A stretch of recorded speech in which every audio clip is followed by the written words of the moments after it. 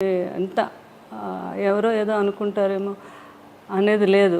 నాకు కావాల్సింది ఏంటంటే ఆయన బాగా నేను చూసుకోవాలి, అదొక్కటి ఆలోచించేదాన్ని నేను ఎక్కువగా. మీరు క్యారియర్ కట్టి పంపించేవారా షూటింగ్ అన్నిటికీ? బాగా పెద్ద క్యారియర్, అందరూ ఓల్డ్ మంది ఉంటారు. అది ఎప్పుడు క్యారేజ్ వస్తుందా అని అక్కడ మేడం ఎప్పుడు పంపుతారని ఎదురు చూస్తూ ఉండేవారు అక్కడ.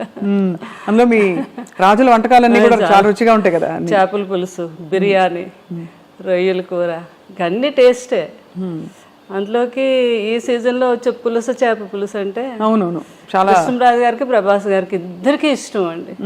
ఇంకా ఈస్ట్ వెస్ట్లో మంచి చేప పడింది అంటే మన ఇంటికి వచ్చేయాలి. అది కృష్ణరాజు గారు ఏమో, నాకు కృష్ణరాజు గారే నేర్పించారు. మాకు అటు ఆంధ్ర సైడు ఆ పులుసు చేప అది అంత తెలియదు మాకు. మాకంతా అటు సీ ఫుడ్ ఎక్కువ అలవాటు మాకు. మాకు అటు అదే అలవాటు అనమాట. ఏది వంజరం చేపని, కోనేం చేపని, ఆ టైప్ ఆఫ్ మేము ఎక్కువ.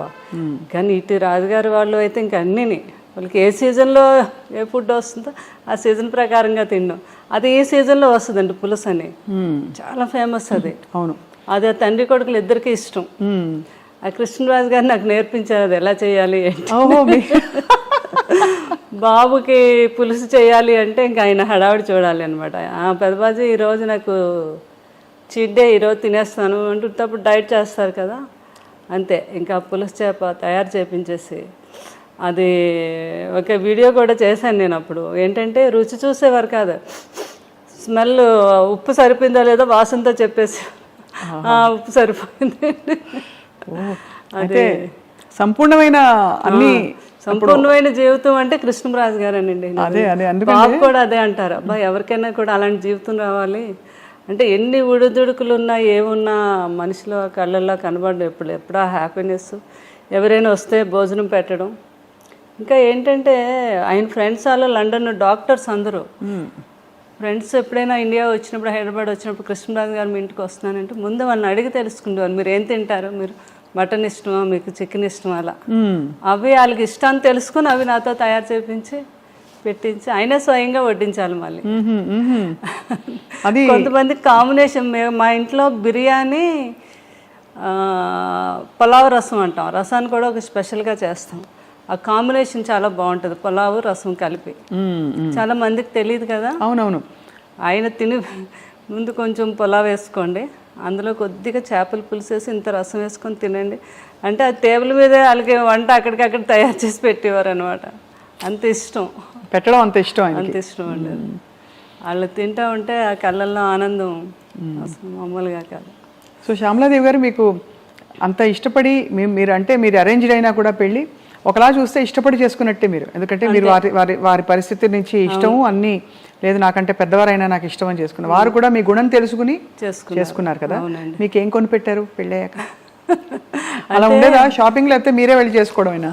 నా ఇష్టం అనమాట, నాకు ఏది కావాలన్నా. ఫస్ట్ టైం మాత్రం నా మ్యారేజ్ అయ్యాక కృష్ణరాజు గారు ఢిల్లీ వెళ్ళారు. ఢిల్లీ వెళ్ళాక వస్తున్నప్పుడు అక్కడ డ్రైవర్ని అడిగారండి, ఇక్కడ మంచి షాప్స్ అవి ఉన్నాయి మేడం, చీరలు కొని పెట్టుకోవాలి. ఫస్ట్ టైం అక్కడ సౌత్ ఎక్స్ బాగా ఫేమస్, అన్ని బ్రాండెడ్ షాప్స్ ఉంటాయి. అక్కడికి వెళ్ళి 2 సారీస్ కొని తెచ్చారు ఫస్ట్ టైం. అవి ఒకటేమో 25,000, ఇంకొకటేమో 15,000 అనమాట. నీకు నచ్చాయి చీరలు, లేకపోతే నెక్స్ట్ మనం వెళ్ళినప్పుడు వాడు చెప్పాడు, మేడంకి నచ్చకపోతే 15 days వరకు టైం ఉంది, వచ్చాక మార్చుకోవచ్చు అని చెప్పారు. నాకు చాలా హ్యాపీ అనిపించింది ఫస్ట్ టైం ఆయన చీరలు కొని తీసుకురావడం. అలా దాచుకున్నాను ఇప్పటికీ కూడా సారీస్, ఆయన ఫస్ట్ టైం కొని తెచ్చారు. అవునా? అవును కదా, అంతకంటే అది అద్భుతమైన జ్ఞాపకం. అవునండి. అది ఆయనకి విదేశాలు అది వెళ్ళినప్పుడు అప్పుడు ఫారెన్ సామాన్లు, ఫారెన్ వెళ్తే కొన్ని తేవటం, ఇక్కడ ఇవ్వటం, అది పెద్ద గొప్ప కదండి ఆ రోజుల్లో. అవును, కృష్ణరాజు గారు ఎక్కువ వెళ్ళేవారు లండన్. అది ఏ సంవత్సరం ఇది అంటే లండన్ వెళ్ళింది ఎక్కువ ఫారెన్ ట్రిప్స్? కృష్ణరాజు గారు చాలా అప్పుడు ఫస్ట్ సీతాదేవి గారు ఉన్నప్పటి నుంచి అలవాటు అంటండి. లండన్ వెళ్ళి 1 month సమ్మర్ వస్తే అక్కడ ఒక హౌస్ తీసేసుకొని 1 month అక్కడే ఉండి బాగా ఫ్రెండ్స్తో అందరితో స్పెండ్ చేసి వచ్చేవారండి. వస్తున్నప్పుడు ఏం కావాలని ఒక షాపుకి వెళ్తే 10 షాపులు తిరగడం అది ఆయనకి ఇష్టం ఉండదు. ఒక షాపులో ఏమి నచ్చుతాయి అక్కడే డజన్లే, 1-2 కొనడం కాదు, ఇలా చేతికి ఎన్ని అందొస్తాన్ని కొనేయడం, వేసేయడం. ఇక్కడికి వచ్చి పిల్లలందరికీ ప్రభాస్ గారికి, వీళ్ళందరూ చిన్నపిల్లలు కదా వాళ్ళందరికీ. అందుకే బాబు కూడా అలవాటు ఉంది. వెళ్ళినప్పుడు లాస్ట్ టైము వాళ్ళ పెదబాజీ గారికి నాకు వాచెస్ అవి తెచ్చారు, రోలెక్స్ అయితే తెచ్చారనమాట. ఎంత ఆనందం, కొడుకు తెచ్చాడని. ఈయన అన్నీ వాడేసినవి చేసేసినవన్నీ. కానీ కొడుకు వేరు కదా. అదే ప్రభాస్ ఎప్పుడు వచ్చినా ఒక 2 గంటల ముందు ఫోన్ చేస్తారు వాళ్ళు పెదబాజీ ఈరోజు నేను వస్తున్నాను మిమ్మల్ని చూడడానికి, నేను చాలాసేపు కూర్చున్నాను, కొడుకు వస్తున్నాడు, అన్నీ చేసి ఏం కావాలో ఏంటో తయారు చేసి ఆ వాచ్ పెట్టుకుండేవారు. కొడుకు కొన్న వాచ్ పెట్టుకొని అక్కడ కూర్చుండేవారు అనమాట. నేను చెప్తే ప్రభాస్ గారు నవ్వేవారు, పెదబాజీ అవన్నీ ఎప్పుడో మీరు మా చిన్నప్పుడు వాడేసినవే కదా ఇవన్నీ మీకు కొత్త ఏంటి, ఏదో మాకు సరదాకి తేవడం అంటే అలా కాదు, నాకు కొడుకు తెచ్చాడు, నాకు గొప్ప అంటే అట్లాంటి మనస్తత్వం అనమాట ఆయనకి. కానీ ప్రభాస్ గారికి కూడా చాలా మంచి గుణం. అయ్య బాబా, అంత మంచి గుణం అంటే మాట తీరులో మర్యాద ఇవన్నీ కూడా ఖచ్చితంగా కృష్ణరాజు గారి ప్రభావం చాలా ఉంటుంది కదండి. అసలు ఆయన కూడా అనేవారు, పెదబాజీ నాకు చాలా వరకు అంతా మీ పోలికే, అదే మీ గుణాలే వచ్చాయి, కొంచెం మొగమాటం ఒకటే నాకు ఎక్కువ మొగమాటం అండి. అంటే ఎక్కువ ప్రజల్లో అదే బయటకు వెళ్ళడం అని అదని. కృష్ణరాజు గారికి అలా కాదు, పాలిటిక్స్ లో కూడా ఉన్నారు కాబట్టి స్వభావం కూడా కొంత అవుట్ గోయింగ్ ఆయన. అంటే ఒక చార్జ్ తీసేసుకుని వెంటనే అందరినీ కంఫర్టబుల్ చేసేసే టైప్ వ్యక్తిత్వం వారిది కృష్ణరాజు గారు. చాలా ఏదైనా కూడా కష్టాన్ని తెలియకుండా ఏదైనా ఉంటే ఆయనలో ఆయన ఉండి దాన్ని కూడా తెలియపరచుకుంటా హ్యాపీగా ఫ్యామిలీతో ఎంజాయ్ చేయటం, ఎవరిని ఇబ్బంది పెట్టకపోవటం. అంటే దేన్ని మిస్ అయ్యేవారు కాదు. ఆయన 2 పడవల మీద ప్రయాణం కదా, ఒకటి పొలిటికల్, ఒకటి సినిమా. అవును, కానీ ఇద్దరిని కూడా బ్యాలెన్స్ చేసుకుంటూ వచ్చారు ఈ రోజుకి కూడా. కరెక్ట్. వాళ్ళందరూ ఇప్పుడు నాకు కూడా ఉన్నారు, అది నా ఆనందం. ఎవ్వరు కూడా ఒకరు దూరం అవ్వలేదు. అందరూ అంటే సినిమా ప్రపంచంలో ప్రపంచం అనండి, అటు పొలిటికల్ అందరూ టచ్ లో ఉంటారా? అందరూ టచ్ లో ఉంటారు. ఇప్పుడు సినిమా మాలో ఉన్నవారంతా కూడా చాలా రెస్పెక్ట్, కృష్ణరాజు గారికి అయితే ఎలా అయితే రెస్పెక్ట్ ఇస్తున్నారో అదే. మన బాలకృష్ణ గారు, ఆయన ఫిల్మ్ ఇండస్ట్రీకి వచ్చి 50 years అయింది, ఫంక్షన్ అయింది. అవును, అయినందుకు ఫోన్ చేసి అయినా మీరు వస్తే కృష్ణరాజు గారు వచ్చినట్టు, నాకు పెద్ద ఆయన అంటే చాలా గౌరవం, వచ్చి మీ ఆశీర్వాదం ఇవ్వండి అని ఆయన ఫోన్ చేయటం. అలాగే మురళీమోహన్ గారు, ఎవరైనా అందరూ.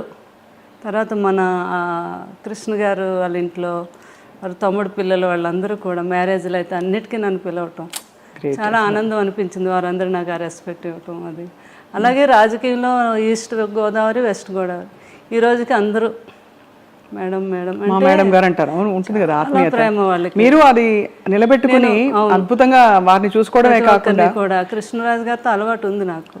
అన్నిటికీ మీరు వెళ్ళడం అంటే ప్రతి ఒక్కరిని పలకరించడం, మాట్లాడటం, ఎవరిని మర్చిపోవడం అంటే ఈ రోజుకి లేదు అసలు. ఆ రోజు నుంచి కూడా ఇది అందరూ బాగా నాకు ఆ రెస్పెక్ట్ ఇప్పటికీ. బాబు కూడా అంటే కృష్ణరాజు గారు ఎలా అయ్యాక బాగా డిప్రెషన్లోకి వెళ్ళామండి నేను పిల్లలు. అసలు ఇంకా లేవలేమేమో అన్నంత పరిస్థితి అది. ఇంకా అసలు అలాంటిది ఆ టైంలో బాబు బాగా సపోర్ట్ చేశారు. బాబు ఒకటే మాట అన్నారు ఒకరోజు, మీకు పెదబాజీ అంటే చాలా ఇష్టం, ఆయన ఎక్కడికే వెళ్ళలేదు, మన దగ్గరే ఉన్నారు, సంపూర్ణమైన జీవితం అనుభవించి ఆయన మన దగ్గరే ఉన్నారు. ఇప్పుడు మీరు బాధపడ్డారు, రోజు బాధపడుతున్నారు, డిప్రెషన్లోకి వెళ్తున్నారంటే ఆయన నమ్ముకొని ఎంతోమంది ఉన్నారు, వాళ్ళందరికీ మళ్ళీ మీరు పెదబాజీ ఉన్నట్టుగా చూపించాలి కదా. ఎందుకంటే మీరు బాధపడితే ఎవ్వరూ మీ దగ్గరికి రారు ఒక్కరు కూడా. అప్పుడు పెదబాజీ మన దగ్గర లేనట్టే కదా. ఆయన ఉన్నారు మనతోనే అనుకుంటే మీరు లేవాలి, మీరు తిరగాలి, బయటకు వెళ్ళాలి అని ఆయన చెప్పారు. ఇంకా ఆ రోజు నిజమే కదా, బాధపడే కన్నా ఆయన జ్ఞాపకాలను ముందుకు తీసుకెళ్తూ నలుగురిలోకి వెళ్తే వాళ్ళు కూడా ఆనందపడతారని ఆలోచించి నేను అప్పటి నుంచి బయటకు రావడం మొదలుపెట్టాను. ఇంకా బయటకు వచ్చాక నాకు తెలిసింది నిజమే కదా. ఎందుకంటే ఎవరిలో చూసినా ప్రతి ఒక్కరూ కృష్ణరాజు గారి అభిమాని, కృష్ణరాజు గారి గురించి మాట్లాడటం, ఆయన జ్ఞాపకాలను పంచుకోవటం, అందులో నేను బాగా ఆనందం పొందుతున్నాను అనమాట. అప్పుడు అనుకున్నాను బాబు అందుకే ఇలా చెప్పారు నాకు. అలా ఇప్పుడు పలకరిస్తూ వస్తూ పోతుంటారా? అందరూ వస్తున్నారు ఇప్పుడు, అందరూ ప్రతి ఫంక్షన్కి పిలుస్తున్నారు, నేను కూడా వెళ్తున్నాను. పిల్లలు కూడా అదే అన్నారు, మీరు సంతోషంగా ఉంటే మేము కూడా సంతోషంగా ఉంటాము. ఆ జ్ఞాపకాలతో మనం బ్రతకాలి కానీ డిప్రెషన్కి వెళ్ళకూడదు అని చెప్పడంతో ఏమైనా నేను కృష్ణుడు గారని ఇక్కడ జరీవరం అని ఒక షాపు తెలుసుగా, దానికి వెళ్ళాను ఓపెనింగ్. మీరు వెళ్ళారు కదా, నేను కూడా వచ్చాను. మీరు తర్వాత వచ్చారా? తర్వాత వచ్చాను.